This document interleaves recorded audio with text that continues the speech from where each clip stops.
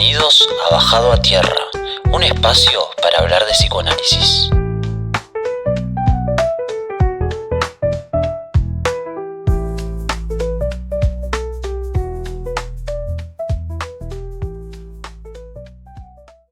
Hoy vamos a hablar de algo que me pareció muy curioso, pero también importante, ¿no? Que es el enfoque.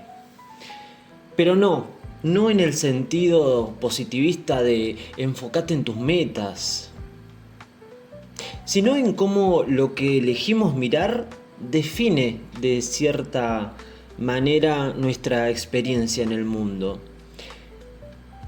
Y quiero que hagamos una prueba empírica para los amantes del empirismo, que esto fue lo que me hizo reflexionar sobre el tema para poder hacer este capítulo, ¿no? Vamos a hacer esto. Te voy a proponer este experimento súper simple. Solamente si es de noche, salí afuera, mirá al cielo y empezá a fijarte en una estrella. Elegí la que quieras. Concéntrate. En unos segundos, todas las demás, te apuesto a que van a desaparecer. ¿Y por qué pasa esto, no? Porque la percepción no es una copia de la realidad, sino una construcción psíquica. Y así como pasa con las estrellas, pasa con la vida. Y no es un tema menor. Desde que venimos al mundo, desde el momento en que nacemos, nuestra atención es guiada por distintos factores, ¿no? Estímulos externos, pueden ser experiencias pasadas, emociones internas, pero a medida que crecemos, esa capacidad de enfoque también se moldea a través de nuestras creencias, de nuestra historia, de los significados que les damos a las cosas, ¿no? Es la cultura atravesándonos. Entonces, ¿qué pasa cuando fijamos la atención en algo de manera obsesiva, por ejemplo, ¿no? ¿O cómo influye en nuestra vida el hecho de que nuestra percepción se reduzca a un solo punto? Y eso es lo que quiero que trabajemos en este capítulo, ¿no? Si te enfocas en algo, todo lo demás se desvanece. No porque deje de existir, sino porque tu atención lo excluye, ¿no? Como las estrellas. Esto se aplica a todo, a lo que interpretás de los demás, a cómo vivís tus emociones, incluso a cómo recordás tu propia historia. Hay un capítulo de Rick y Morty, no sé si lo conocen, que la psicóloga de Rick dice algo que me parece muy hermoso. Dice: si todo te lo tomás personal, vas a vivir ofendido la mayor parte de tu vida. Las personas no te hacen cosas, las personas hacen cosas y vos decidís si te influyen o no. Y es exactamente así. Estamos hablando en términos generales.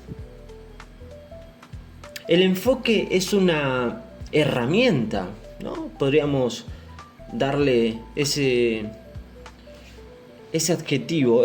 Lo utilizamos, pero también del otro lado, el lado negativo, podríamos decir, es una trampa, ¿no?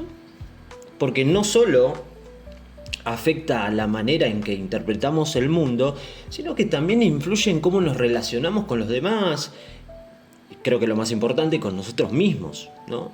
Cuando nos obsesionamos con algo, una idea, un recuerdo, una persona, ¿no? Todo lo demás pierde relevancia, como las estrellas otra vez, ¿no? Nuestra mente filtra la realidad y nos deja como atrapados, ¿no? En una versión medio reducida de lo que realmente está pasando. Todo se desvanece.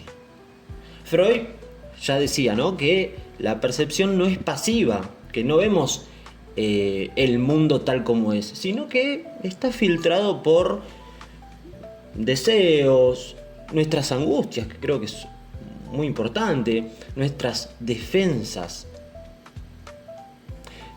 Pero ¿qué significa esto en términos psicoanalíticos. Freud plantea, ¿no?, que el aparato psíquico funciona con el proceso primario, ¿no?, condensación y desplazamiento, lo que hace que nuestra percepción sea siempre subjetiva, que sea parcial.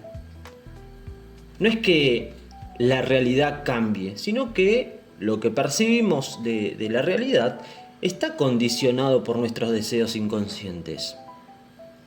Esto es lo que en el psicoanálisis se conoce como formación del síntoma, donde ciertos aspectos reprimidos de nuestra vida emergen de manera distorsionada. Lacan refuerza esta idea de Freud cuando habla del objeto A. Ya hemos hecho videos del objeto A, que es aquello que falta, eso en lo que fijamos el deseo, ¿no? Y lo que mirás, lo que elegís como centro de tu atención, define lo que percibís. Y acá hay algo importante, que muchas veces nos enfocamos en lo que nos hace sufrir, ¿no? Porque en el fondo hay algo de goce en esa fijación. Goce también hablamos ya lo que es, ¿no? Nos quejamos de ciertas cosas pero no dejamos de mirarlas. Y Lacan nos dice que el goce no es simplemente placer, sino un exceso que a veces se experimenta en el sufrimiento mismo. De ahí que muchas veces nos quedemos atrapados, ¿no?, en situaciones que son muy dolorosas, nos duelen. Pensemos en algo de acá, de ahora, en algo cotidiano. Si estás convencido, por ejemplo, de que alguien te está mirando mal, aunque en realidad no sea así, tu atención se va a fijar en cada gesto, en esa mirada que pone. Cada pausa te empieza a incomodar. Vas a construir un sentido alrededor de eso. Le vas a dar significación a todo eso. En cambio, si decidís poner el foco en otra cosa, todo se desvanece. El mundo cambia. No porque los hechos sean distintos, sino porque lo que ves, lo que elegís interpretar, lo es. Y esto también lo vemos en las relaciones de parejas. Algo poético podríamos decir, ¿no? También pasa cuando te enamorás de alguien. Al igual que pasa cuando hiciste el experimento, al igual que las estrellas, las demás personas también desaparecen cuando te enamoras. Tu atención queda fija, queda soldada en esa persona y todo lo demás pierde importancia. No es que las demás opciones no existan, sino que tu percepción las deja fuera de foco. Freud nos habla del estado de enamoramiento, ¿no?, como una regresión narcisista en la que el yo se empobrece al depositar toda su libido en el objeto amado. Es decir, el enamoramiento es una especie de entrega psíquica en lo que todos los demás se vuelve irrelevante. Y este fenómeno no solo ocurre en el enamoramiento romántico, sino también en la admiración, en la obsesión y hasta en los duelos. Cuando alguien pierde a un ser querido, el mundo entero se apaga. O puede pasar, ¿no?, que se apague, porque toda la energía psíquica queda atrapada en la ausencia. Freud, en Duelo y Melancolía, ¿no?, que él explica que el duelo implica un proceso de retiro de la libido del objeto que se perdió, ¿no?, el objeto perdido. Pero cuando este proceso no se logra, se produce la melancolía, donde el sujeto queda fijado en esa pérdida. Y esto se relaciona con algo más profundo, que es el goce, ¿no?, que hablamos recién.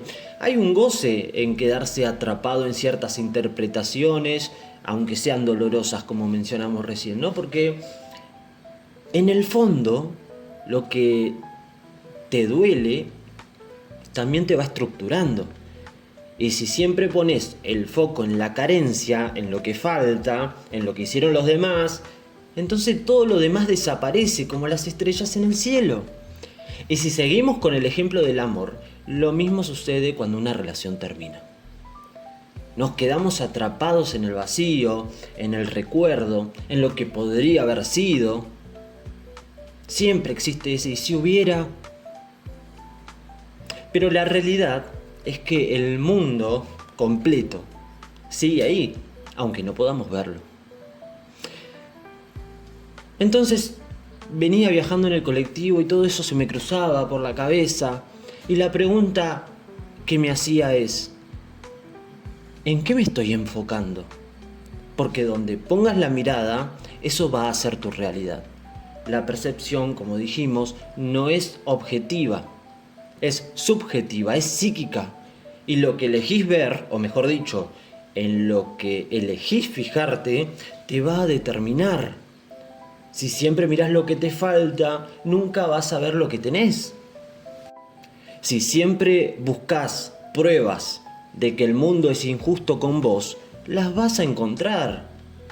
Y si cambias el enfoque, el mundo puede cambiar sin que nada más se haya movido.